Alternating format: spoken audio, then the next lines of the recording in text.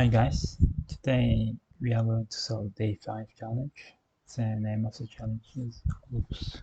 So let's get started. The problem says we have an integer n and we should print its first 10 multiples, and the printing form should be like this. Okay, so this causes problem. So in this line we are getting n from the standard input, and we're going to type a compute function. Compute, let's send n the function. Let's define the function compute. Okay, parameter n. So we need for loop here because we need to count from 1 to 10 for e in range 1 to 11. Why? Because this range function doesn't include this boundary. It's not inclusive.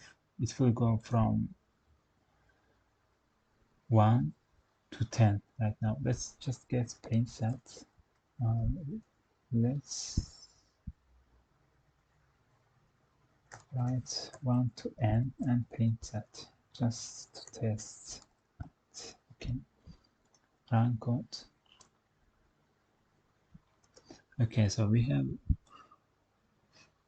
1 to 9, so we don't have 10 here. So this range function doesn't include the right boundary, so we should write 11.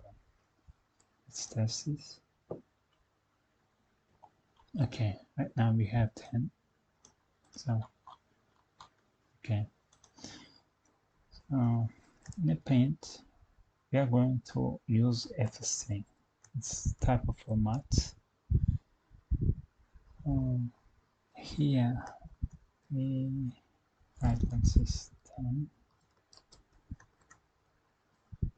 y.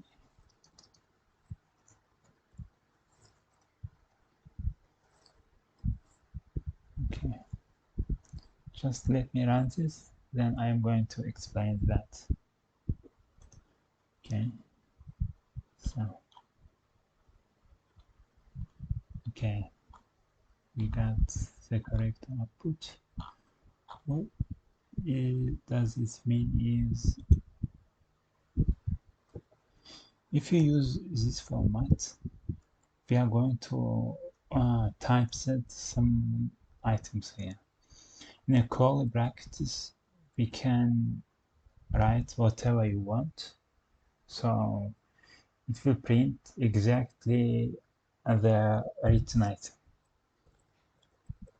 Okay, so in a curly brackets we typed n, so there's going to be n. If n is 2, then it is 2.